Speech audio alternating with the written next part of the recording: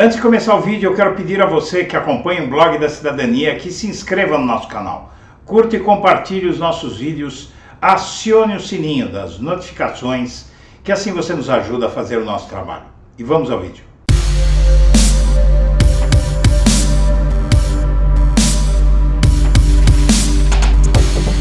Boa noite, senhoras e senhores. Hoje é 6 de outubro de 2022, são 19 horas. No UOL, sem critérios definidos, Barros quer criminalizar pesquisas eleitorais. Essa notícia é pra lá de impressionante. O líder do governo na Câmara, Ricardo Barros, apresentou hoje, dia 6 de outubro, um projeto de lei que visa criminalizar institutos de pesquisa e seus contratantes quando os resultados de levantamentos não forem similares aos das urnas. Ou seja, isso significa o fim das pesquisas eleitorais no Brasil. Não existe nada igual em parte alguma do mundo. Os institutos entraram na mira dos governistas após o primeiro turno das eleições. Houve uma grande diferença entre os resultados das pesquisas e os resultados das urnas. Sem critérios definidos para acusar os responsáveis pelo estudo de manipulação, o deputado disse que seu projeto pretende obrigar as empresas a provarem inicialmente que não tiveram intenção de apresentar um cenário favorável a um candidato específico. Veja só, as empresas que fazem pesquisas eleitorais terão que provar a sua inocência, onde já se viu em um sistema penal você ter que provar que não cometeu um crime, em vez de o acusador provar que você cometeu o crime. Ele, o responsável pela pesquisa, que vai ter que provar que não manipulou, disse Barros em coletiva de imprensa na Câmara. Isso é absolutamente, gente, isso é absolutamente inconstitucional. E essa proposta mostra que o governo Bolsonaro, se reeleger, se Bolsonaro for reeleito, a entrada do país numa ditadura é questão de tempo. Para esse pau-mandado de Bolsonaro sair do doloso, quando há intenção para a redução do culposo sem intenção, ele vai ter que provar que não errou. Se ele errar na pesquisa, já incorreu no crime, completou. É uma pena de prisão. Ele está simplesmente ameaçando de prisão qualquer um que fizer uma pesquisa e não acertar até nas vírgulas. Questionado sobre a defasagem dos dados oficiais utilizados como base para as pesquisas, Barros disse que não é desculpa porque o Instituto não tem que usar dados de IBGE.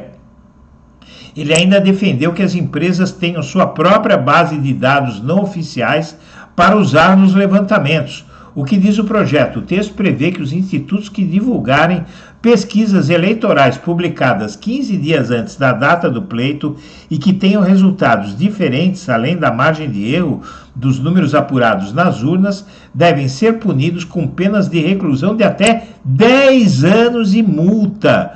Ainda de acordo com a proposta, responderia pelo crime eleitoral estatístico responsável pela pesquisa divulgada, o responsável legal do instituto e o representante legal da empresa contratante.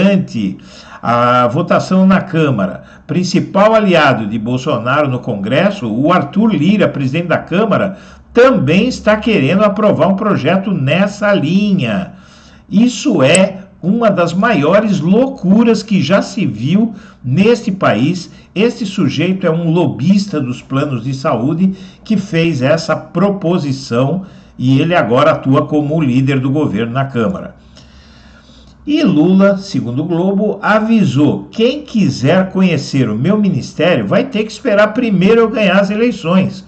O Lula disse que seria loucura anunciar um time de ministros antes da eleição. De fato, esse pedido que fazem a ele é realmente uma loucura. E ele explica por quê. O ex-presidente disse nesta quinta-feira que quem quiser conhecer o ministério dele vai ter que esperar ele ganhar as eleições e aí fazer os acordos para indicar o ministério. Ele havia sido questionado sobre possíveis nomes para comandar pastas em um eventual novo governo do PT. Lula diz: nunca ninguém me pediu para anunciar ministério antes. É uma loucura alguém imaginar que você pode anunciar um time antes. Se eu tenho 10 economistas e indico um, eu vou perder 9. Não é? É basicamente lógica pura.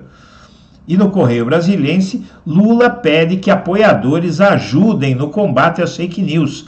Preciso de vocês. Ao lado do vice Geraldo Alckmin e do candidato ao governo do estado, Fernando Haddad, Lula discursou em São Bernardo do Campo a uma multidão em cima de um caminhão de som.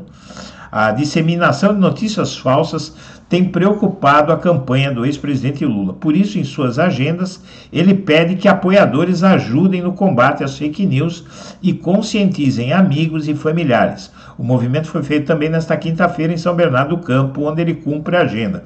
E o fato é um só: a quantidade de vídeos falsos com informações malucas que tem aparecido por aí é impressionante, mesmo correndo risco até de prisão, as pessoas estão fazendo isso. O Brasil precisa realmente repensar suas leis eleitorais.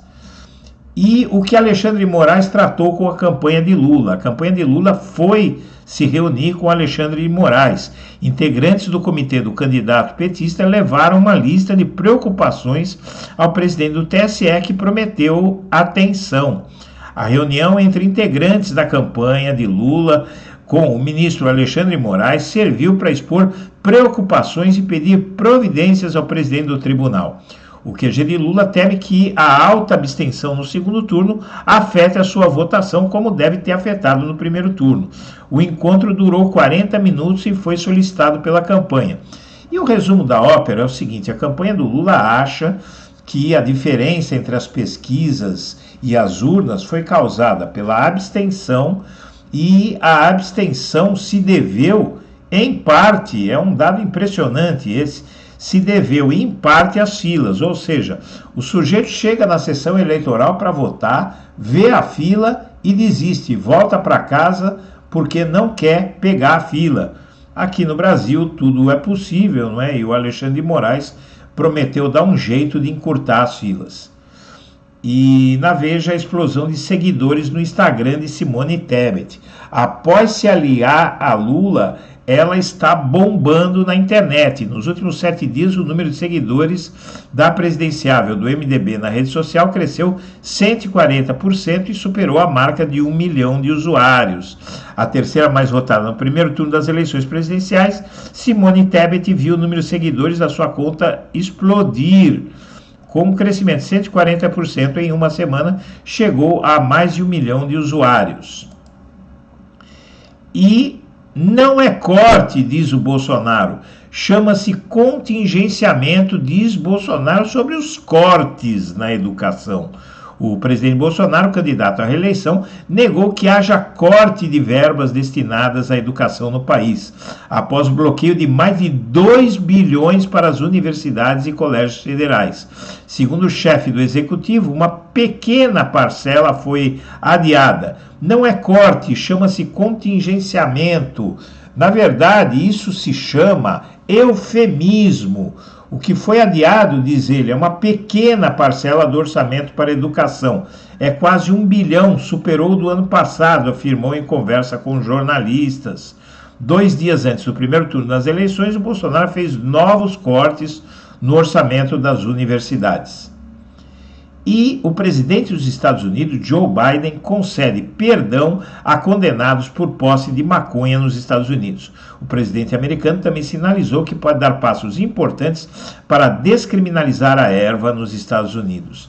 A criminalização da maconha e de outras drogas cria um mercado cativo para os traficantes e permite que eles montem verdadeiros impérios, porque sem alternativa a não ser comprar droga da mão deles, os usuários pagam fortunas por droga, inclusive de baixa qualidade, se é que droga pode ser de boa qualidade, mas droga com contaminação, tudo isso, enquanto que em vários países da Europa, vários países mais evoluídos, a maconha já foi descriminalizada, permitindo que o tráfico seja quebrado por falta de público. E o PSDB saiu triturado desta eleição, diz José Aníbal ao Valor Econômico. José Aníbal, que é um tucano histórico e um militante contra a ditadura militar que sempre foi de esquerda. Ex-presidente nacional do PSDB criticou correligionários que declararam apoio a Jair Bolsonaro. O ex-senador e ex-presidente do PSDB, José Aníbal, fez um diagnóstico duro sobre o destino da legenda e criticou correligionários que declararam apoio a Bolsonaro na disputa pela reeleição. Para Aníbal, um dos 4 ex-presidentes do PSDB que apoia Lula no segundo turno, o partido envelheceu e pode estar no começo do fim, arriscando-se a tornar um apêndice no jogo político. E a aliança de Rodrigo Garcia, o governador interino de São Paulo, tapa-buraco, com Bolsonaro, já estava fechada antes da eleição de Haddad. O candidato em evento de apoio do Solidariedade afirmou não querer aliança com o Centrão.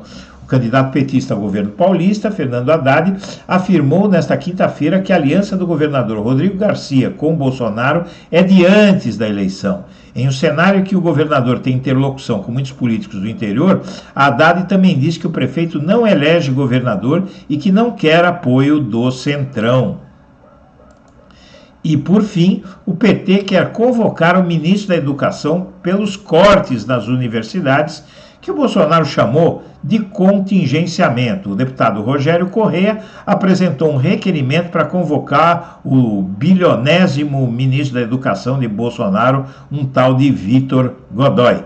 Minha amiga, meu amigo, nós agradecemos a atenção. Estaremos de volta às 8 da manhã desta sexta-feira no Primeiras Notícias. Um abraço para todo mundo.